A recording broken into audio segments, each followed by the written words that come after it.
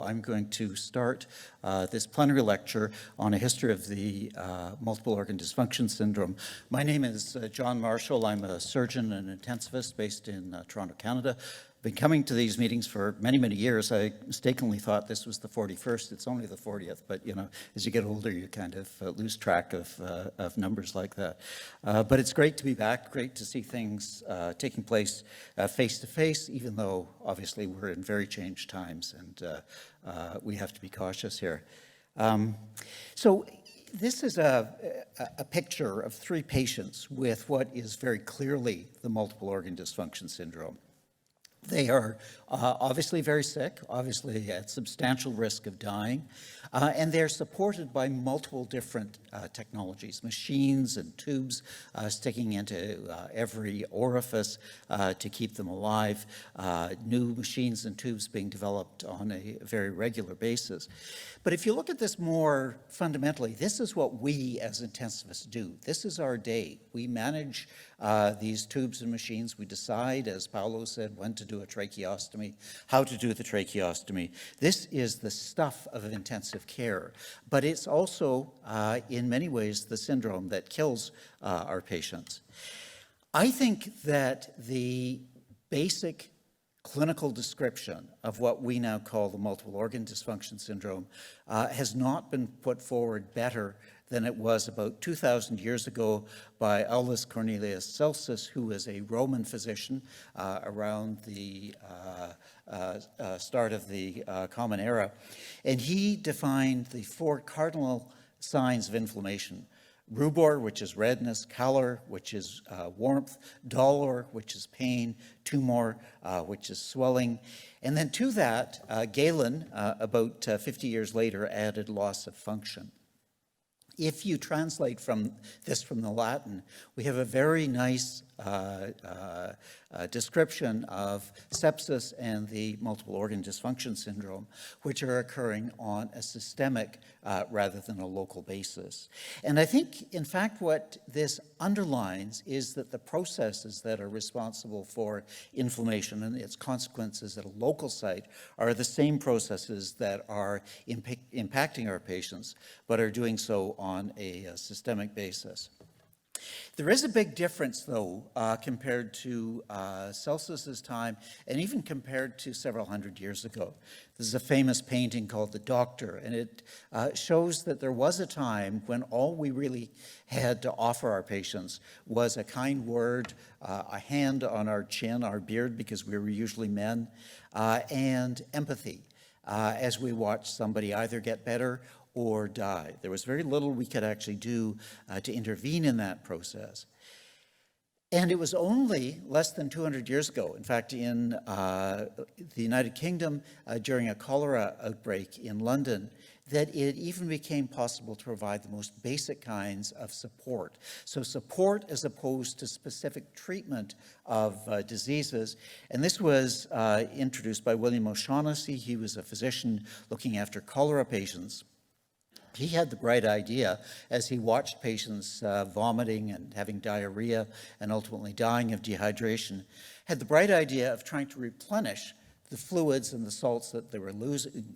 And so what he did is he gave a salt solution directly into the vein, and he used the quill of a feather to accomplish this. And lo and behold, many of his patients who otherwise would have died survived. So this is really the first form of organ support for the circulatory system. But it was many, many years after that, indeed more than a century, that we really began to see things take off. And so this is a photograph from just after World War I at the time of the 1918-1919 influenza pandemic, showing again that all we really had to offer patients was cohorting. We could provide them a bed, and maybe a nurse to wipe their brow, but we really didn't have antibiotics, we didn't have means of respiratory support, and so they either got better on their own or they died. And when they died, we said they died a death of natural causes. So it was in the mid-20th century that the first efforts to try to change this really took shape. Either in the form of mechanical ventilation. The slide shows early forms of negative pressure ventilation, this kind of innovative box device that the patient sits in, or the iron lung that creates a negative pressure and allows patients to breathe. And that strange-looking device is not a torture device, it's actually an early prototype of a dialysis machine at the bottom of that slide. So the concept that when an organ failed and potentially threatened the patient's life, we might be able to support that organ's function over time began to take hold around the middle of the 20th century. And then in 1952, there was an outbreak of polio in Copenhagen, and Bjorn Ibsen, who is an anesthesiologist there, came up with the idea that they could support patients during polio-induced respiratory failure by breathing for them. And so what he recommended was tracheostomizing patients, hooking them up to an ambu bag, or to a bag to provide oxygen through. And he recruited a large number of medical students, as you can see here, who entertained the patients while they squeezed on the bag and kept them alive during their polio. He changed the mortality of polio from 100% down to in the 30 to 40% range. But more importantly than that, he provided proof of concept that you could have an area in the hospital and a technology that could support patients who otherwise were destined to die. And so that was really the birth of the intensive care unit. And it was a very compelling concept. It caught on really around the developed world, so that by the 1960s, most large hospitals had intensive care units, and they had their own technologies. Things like the bed that you can see here, various kinds of monitoring devices and ventilators, all aimed at supporting failing organ function. But the ICU did something else. As people stayed alive who previously would have died, they developed complications and they developed diseases that no one had ever seen before. Back in 1963, high-output respiratory failure was described in patients with peritonitis, and in 1967, Ashbaugh and Petty described the acute respiratory distress syndrome, a brand new disease that could only exist because patients were kept alive on a ventilator. Lloyd McLean, a surgeon based in Montreal, published a paper on patterns of septic shock, and he described really for the first time the concept of high-output circulatory failure, a low systemic vascular resistance, and a low blood pressure. But he also drew attention to the fact that this was a process that seemed to not just be involving the heart, but involved every organ system. And in the diagram, you can see the systems that he recognized to be involved. This is an illustration from that paper. He didn't quite frame it as a syndrome, and it was 2 years later that Skillman, another surgeon from Boston, suggested there was a syndrome that occurred in association with stress bleeding that involved respiratory failure, hypotension, sepsis, and jaundice. So what is the disease? What are the associated elements that create the syndrome? Not entirely sorted out, but you can see people's minds starting to coalesce around the idea that what we're seeing in individual organ systems is reflected in other organ systems, and it's happening together in a patient.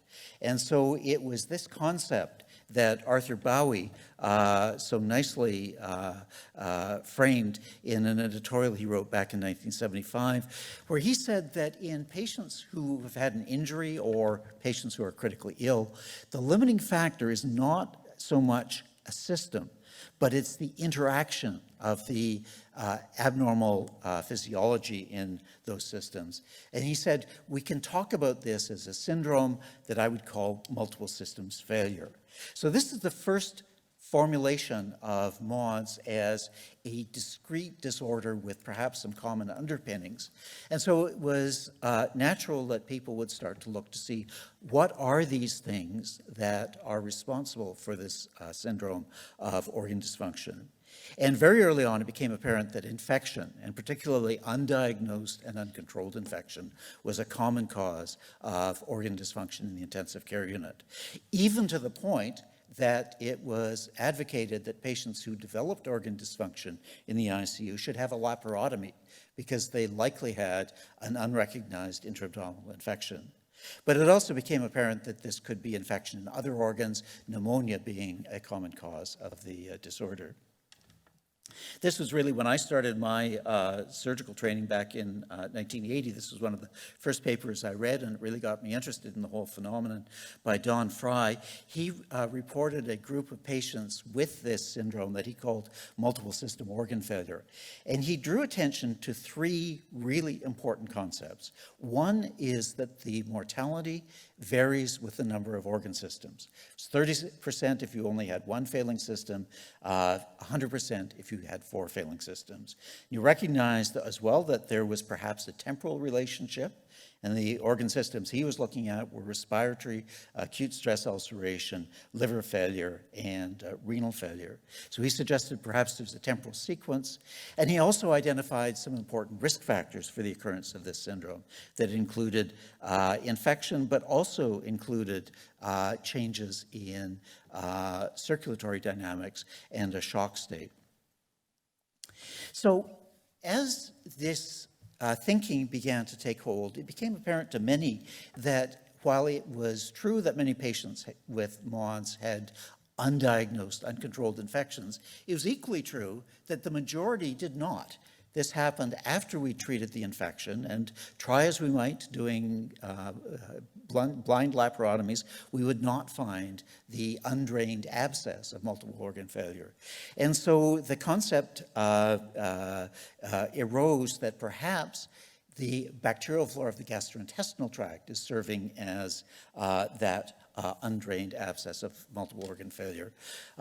Joe Meekins, who is a surgeon in Montreal who I worked with, coined the term the motor of multiple organ failure, and we suggested that in fact the GI tract might be the motor or the process that was driving this process. John Border was another surgeon who kind of championed this concept.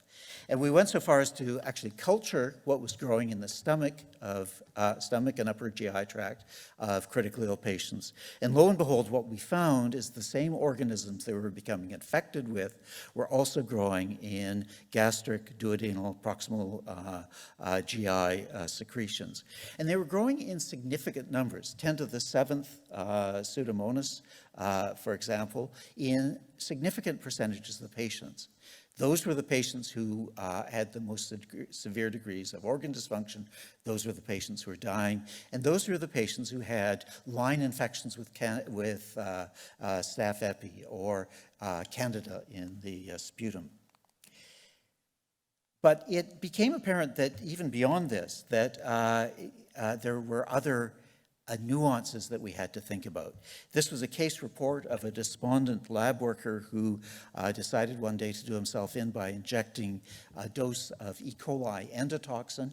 This is not a viable microorganism, it's a microbial product, and when he gave this endotoxin to himself intravenously, he became very ill with what all of us would recognize as the multiple organ dysfunction syndrome, required admission to an intensive care unit. So even in the absence of infection, even in the absence of changes in gut flora, that syndrome could be produced.